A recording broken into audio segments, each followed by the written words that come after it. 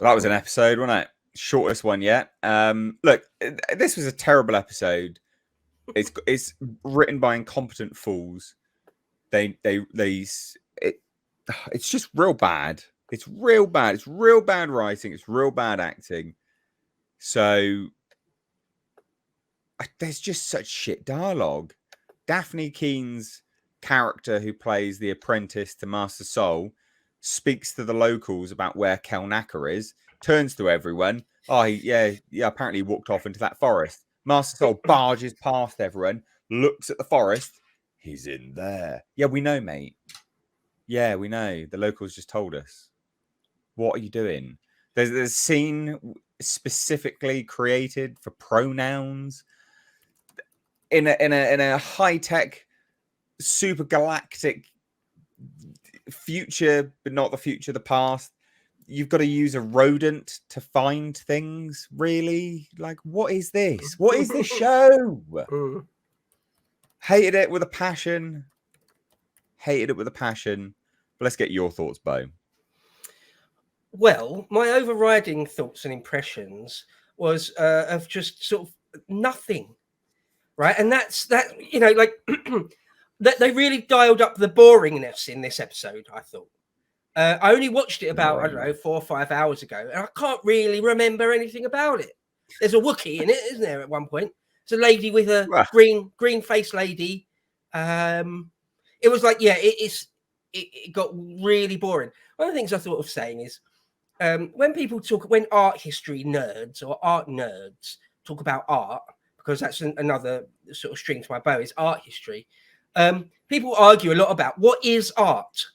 What does or doesn't constitute art? And one of the definitions that people like to go with often is whether it makes you feel something, even if that's something sort of bad or negative, even if it's sort of, you know, it makes you feel nothing but sort of indignation. Well, the last few episodes, certainly episode 3, made me feel something. It made me feel annoyed and gaslit, right? Like mild rage. But this, I've got nothing. I just sort of true indifference. I'm sort of watching it just sort of gormlessly, just like, okay, a bit of dialogue now. The acting's really bad. The main actress, I was trying to cut her some slack, but she's not good. She's not evoking anything for me. And just the whole story, like you're supposed to, by this point in any sort of story, you're supposed to care one way or another. Obviously, empathy for the main characters you're supposed to like and be sort of gunning for. And for the baddies, you're supposed to, you know, dislike them or hate them or, you know, wish them the worst, whatever.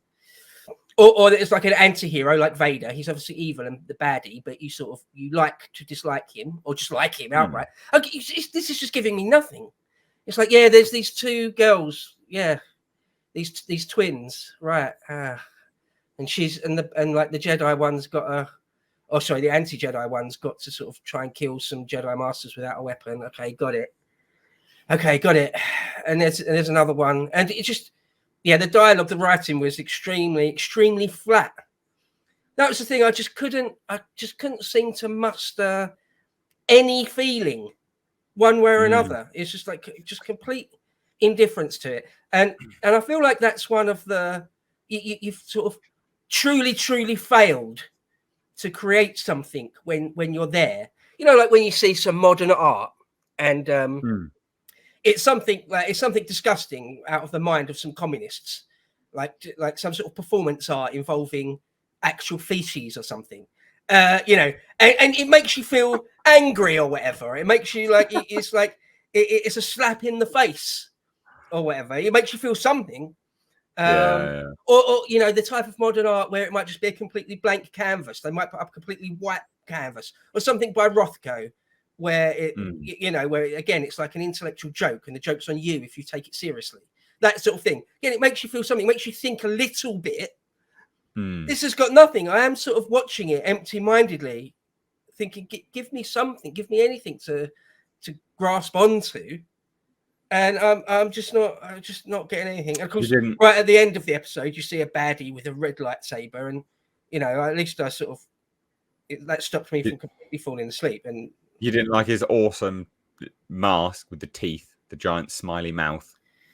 Yeah, what is that? That's trying to be like Did it inspire Darth Vader? Is that what that's supposed to be? What is the point? Like, why is it the same? Why is it all the same shape? All these masks have always got a similar shape. Like, why? So yeah. lame. Did you not What's like the what's the evil black Spider-Man dude with Tom Hardy? The Bizarro Venom? evil. But yeah, it's like it feels like it was inspired by Venom in some way. Or maybe that's just yeah, me. maybe I don't know. Did you not like the did you not like the part where the evil twin just was like, "No, I'm going to be good now. It's fine." Just what about a sudden? To me, it reminded me of the villain in Ahsoka that was the gas bag that was like a fart cloud. And when don't you remember in Ahsoka? I even made a famous like stinger for it. Oh yeah. I was like, look, it's another gas bag. God. I don't know. Go on then, Culture. What did you think of this epic episode? Just like the first 3 episodes, this one delivered exactly shit. It was terrible. What I did not enjoy was the repetitive dialogue that continued on, right? And you actually highlighted it when you entered the subject, Mr. H. You said specifically, they just fucking said that.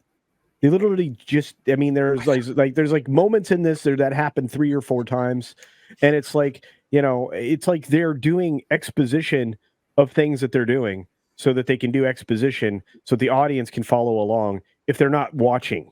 Which my guess is they're thinking that this is a show you put on in the background and cook dinner to, but you're not watching. So it's like, okay, this is for vision impaired people. That's what the show is for.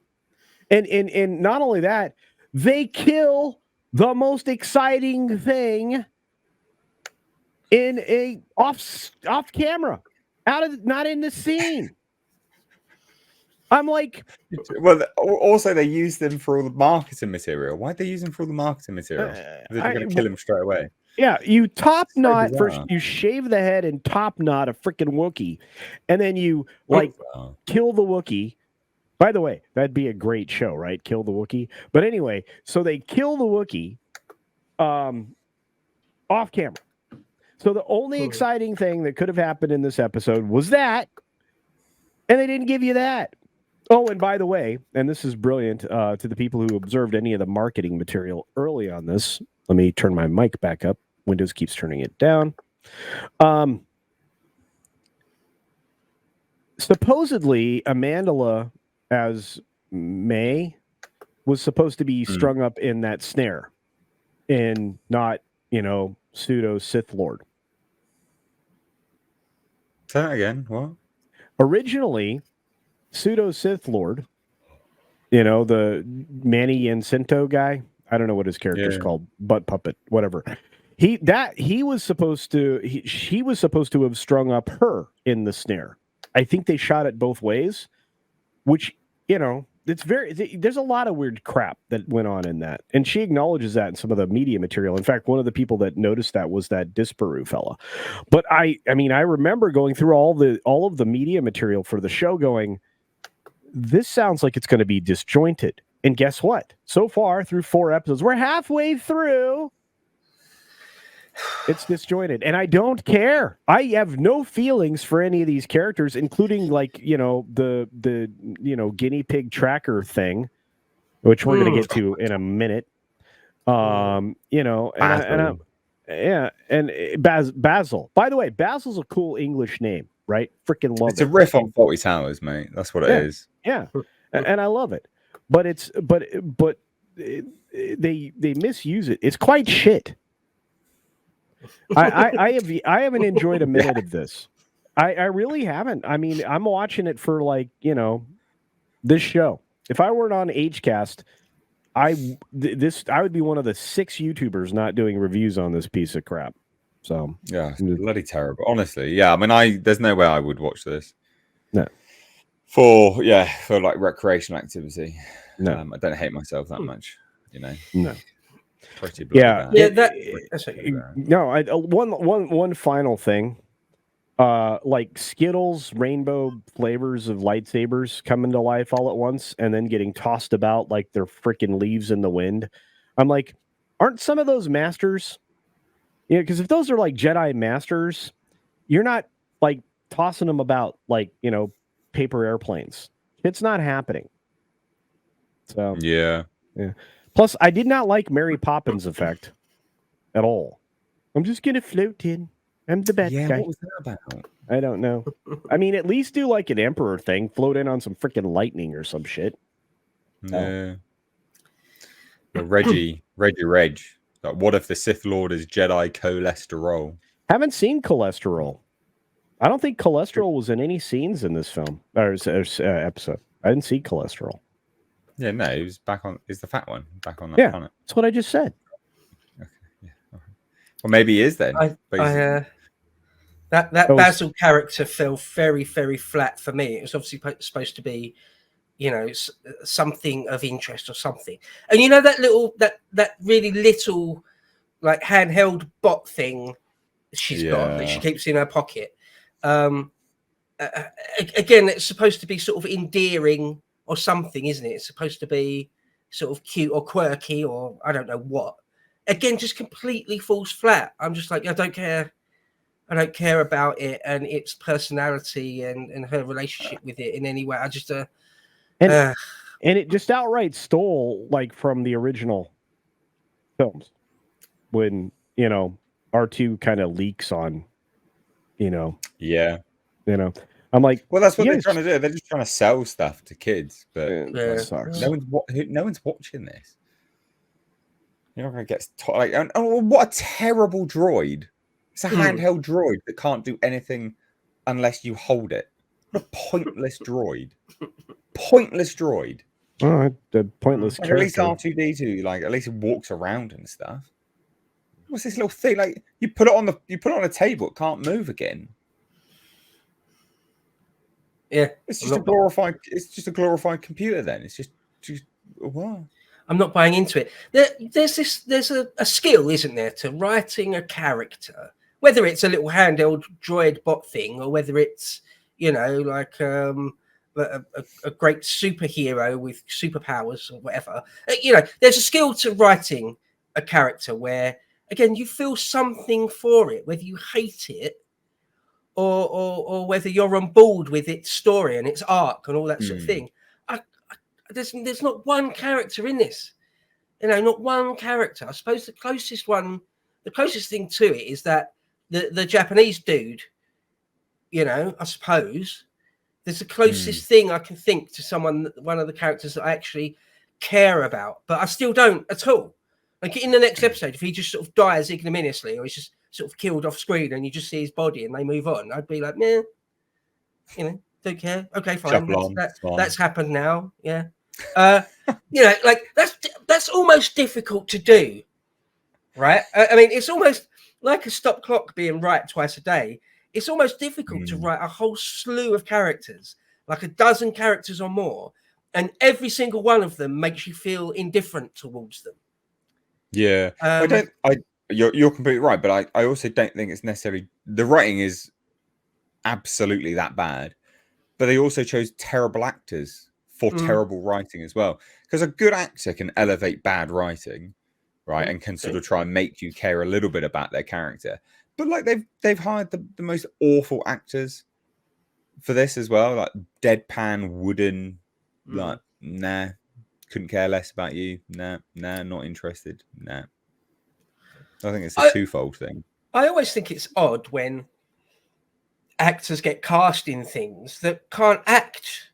I always find it weird. It's like surely there's a giant pool of wannabe aspiring actors. Obviously, nepotism is a massive thing in casting. I imagine. I've never really been in that world, but everyone knows that. It's someone who knows someone, etc., etc. It's a nephew of one of the producers, whatever. But nearly the whole cast are really, really wooden. Like Orlando Bloom springs to mind as a really bad actor. I think he's a terrible actor. Like he doesn't really act. His face doesn't really have more than like one expression, maybe two expressions. I think he's a terrible actor, and yet he keeps getting cast in things, even big things. But you know, that's sort of an exception to the rule. Quite a lot of big Hollywood A-list actors, even though they're in crap, they're in Hollywood, and they a lot of them are actually good actors, right? I mean, you know, so someone like Brad Pitt, for example, is an excellent actor, right? Yeah. But yeah, to have pretty much the whole cast here, I can't think of any standout performance where I'm like, well, I'm really believing what they're doing and saying. I'm really sort of on board with everything they're doing and saying. I can't think of one. I can think of one. Go ahead. I can think of one. That green lady. Really? Even her? Well, because she's a bitch, and I can believe that she's a bitch. Right. So, yeah. Which is actually like a bitch. I can believe that. Yeah. That's about it, really. But even that, it's like she's like mildly a bitch, right? If she was, you know, like for example, I don't know, maybe someone like Glenn Close does a great sort of uber bitch, right? She's in lots of different films. She's so good at playing a total bitch that you buy into how nasty and horrible she is, and you can't wait for her to get her comeuppance and all that sort of thing. Lena Headey. Lena Headey, yeah, she's good. Yeah, I quite fancy a young Lena Headey, probably about 20 years ago now. But even Glenn Close in the 70s was quite attractive. Anyway, that's a side note. That's all right. We do that here on this woman, podcast every now and then. That green woman is just like, yeah, you're a bit of a bitch. Anything else? Yeah. I don't know. Maybe I'm exaggerating that in my mind now, where I'm just not getting anything from it. Yeah, that's my take. Well, anything else to add? It was a terrible episode. Awful writing on display. Anything else to add? Culture, Bo? That's our review. Was terrible. Waste of, but it was the shortest episode, so it was the least waste of time so far. True. Right, the whole thing's been a waste of time. Committed it to film, mate. The whole thing's a waste of time, but it was boring. It was boring. Yeah. All right. Well, there we go.